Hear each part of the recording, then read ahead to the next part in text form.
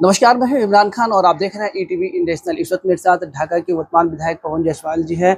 और मैं आपको बता दूं कि जिस तरह से नेपाल में लगातार बारिश होने के बाद बागमती नदी और बकिया नदी में जिस तरह से उफान पे आई है, तमाम जो निचले इलाके के तमाम जो लोग थे काफ़ी प्रभावित हुए। और लगातार विधायक जी की हम बात करें तो लगातार सोशल मीडिया के माध्यम से आप भी देखते होंगे कि लगातार जो राहत के जो सामान है, पैकेज लेकर लगातार लोगों से मिल रहे हैं, तमाम जो चीज़ें हैं वो बांट भी रहे हैं और लोगों को लगातार जो है मदद का जो हाथ है वो आगे बढ़ा रहे हैं। सर, सबसे पहले तो ईटीवी नेशनल में बहुत बहुत स्वागत है सर आपका। विधायक जी, जिस तरह से बकिया नदी में जिस तरह से पानी है, खासकर पूर्वी चंपारण की हम बात करते हैं और आपकी विधानसभा में भी बहुत सारे जो लोग हैं उससे प्रभावित हैं। नहीं, मेरा जो सीमावर्ती इलाका है नेपाल में, फतुआ का बांध टूटने के बाद जो भी गांव पंचायत प्रभावित हुआ है, मैंने सभी जगह दौरा किया और जो भी संभव था अपने स्तर से भी भारतीय जनता पार्टी के कार्यकर्ताओं के साथ जाके जो संभव हुआ है हम लोगों ने पीड़ित परिवार तक पहुंचाने का काम किया है।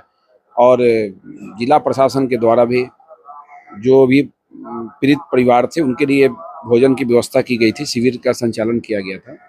अभी हम लोग का लक्ष्य है कि जो फसल क्षति हुआ है उसका आकलन कराकर और उनको जो उचित मुआवजा हो फसल क्षति का मिले, इसके लिए हम लोग ने डीएम साहब से आग्रह किया था और डीएम साहब ने जिला कृषि पदाधिकारी को आदेश दिया है कि इसका सर्वे करा के काम करने के लिए उस पर लगे हुए हैं। दूसरा कि जो परिवार जिसके घर में 3 दिन तक पानी रह गया, वैसे परिवार को भी ब्लॉक स्तर से चिन्हित कराया जा रहा है ताकि उनको भी जो मुआवजा मिलना चाहिए मिले। हम लोग इस काम में लगे हुए हैं कि जितना संभव हो सके पीड़ित परिवार को मदद मिले। और बाकी तो सर, जिस तरह से बाढ़ की हम बात करें तो क्या ऐसा लगता है कि ढाका विधानसभा के तमाम जो लोगों को बहुत ज़्यादा प्रभावित किया गया या सामान्य है या बिल्कुल ना ठीक है? हमारा जो इलाका प्रभावित हुआ है, जो भी इलाका प्रभावित हुआ, 2-4 जगह सड़क टूटने की बात आई थी। जैसे भवानीपुर टूटा था, बिरता टूटा था, बगल में हम लोग का सराठा पचपकरी टूटा है। कल ही हम संवेदक को लेके दोनों जगह गए थे, भवानीपुर के पास भी गए थे जब सामान बांटने गए थे और वहाँ भी गए थे, सराठा गए थे। आज शाम तक मैंने कल कह दिया कि 24 घंटा में सराठा गुरेनवा पचपकरी का जो मार्ग है बहुत चालू रास्ता है, बंद है, लोगों को परेशानी हो रही थी। पानी घट गया कल, फिर भी हम लोगों ने वहाँ पानी का कुछ बहाव था, 6 होम पाइप लगा के वहाँ आवागमन हम लोग आज शाम तक चालू कर देंगे ताकि लोगों को सुविधा हो जाए। भवानीपुर को भी 1-2 दिन में हम लोग शुरू कर देंगे, चालू हो जाएगा। और बाकी कोई रोड ज़्यादा क्षतिग्रस्त मेरे यहाँ नहीं हुआ। एक तेल्हाड़ा में भी है, तेल्हाड़ा पोखर के पास टूटा है, उसको भी 1-2 दिन में हम लोग चालू कर देंगे। सराठा और इसका जो कुशमावा की है उस सड़क की बात है? इस सराठा कुशमावा के बीच में कहीं नहीं टूटा है। सराठा से लेके गुरहनवा और पचपकरी के बीच में सराठा के पास टूटा हुआ है।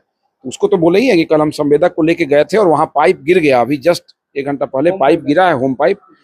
शाम तक 6 पाइप और गिरेगा और वहाँ हम लोग रात तक आवागमन चालू कर देंगे। हाँ, बिल्कुल बिल्कुल चालू करेंगे, हम जो कहते हैं वही करते हैं। सर, जिस तरह से क्या कोई जान माल का भी नुकसान हुआ है क्या? नहीं, जान माल के नुकसान की कोई सूचना नहीं है, ईश्वर की कृपा से ऐसा कुछ नहीं हुआ है। लेकिन प्राकृतिक आपदा है, प्राकृतिक आपदा में जो क्षति लोगों को होता है उतनी पूर्ति सरकार से संभव नहीं है। लेकिन इस दुखद क्षण में जहाँ तक संभव है जिला प्रशासन और जनप्रतिनिधि होने के नाते हम लोग और भाजपा परिवार, वैसे सभी परिवार के प्रति हम लोग की संवेदना है और हम लोग उस कमी को पूरा करने का प्रयास। जितने भी रिंग बांध की हम बात करते हैं उसमें ये बताया गया है कि उतना बेहतर नहीं है, कई साल उनको बनाया हो चुका है, लेकिन क्या नए सिरे से क्या उनको बेहतर किया जाए? क्योंकि आने वाले जो लगातार जो बाढ़ग्रस्त इलाका है तो हमेशा कहीं ना कहीं से बांध टूटता है और यहाँ जो क्षति हो जाती है। नहीं, अभी तक तो बहुत दिन पहले बांध हमारे यहाँ टूटा था, भगवान न करे ऐसा कभी हो। और ये नेपाल वाला पानी आने का कारण है कि हीरापुर के बाद बांध नहीं है, हीरापुर के पास ही बलुआ के बाद बांध नहीं है, बलुआ के पास ही बांध समाप्त हो गया है। हम लोगों ने लगातार प्रयास किया है, पिछले दिन भी बैठक हुई तो मैंने प्रभारी मंत्री जी को कहा कि बलुआ से उसको बढ़ा के महंगुआ की तरफ ले जाने की जरूरत है।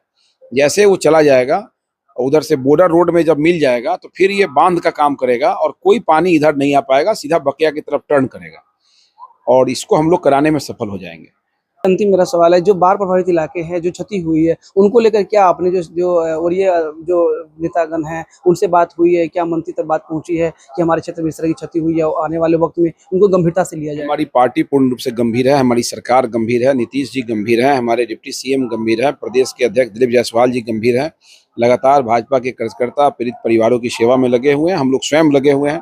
इसलिए लोगों को हम लोगों पर विश्वास है, सरकार तक बात पहुंचाने में, सरकार से कराने में हम लोग सक्षम हैं, कर रहे हैं और पीड़ित परिवार के लिए जो संभव होगा हम लोग करेंगे। तो अभी जो वितरण है वो चल ही रहा है कि बंद? चल रहा है। आज भी तो करके ही आए, सुबह 6 बजे ही दोस्तिया गए थे।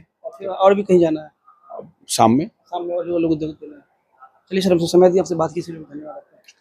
तो आप देख रहे थे जो कि ढाका के विधायक पवन जायसवाल जी थे, और लगातार जो बाढ़ में भी प्रभावित जो तमाम जो लोग थे, उनको लगातार जो मदद का जो है वो काम जो ये लोग कर रहे हैं, और उम्मीद करते हैं आने वाले वक्त में जो तमाम जो चीज़ें हैं, जो क्षति हुई है, वो एक बार फिर से वो सामान्य हो जाए और इस तरह की घटना दोबारा ना हो। इसको लेकर भी सरकार जो है कोई ठोस कदम उठाए। कुछ और खबरों के लिए बने रहे ईटीवी नेशनल के साथ। फिलहाल मुझे इमरान खान को दीजिए इजाज़त। नमस्कार।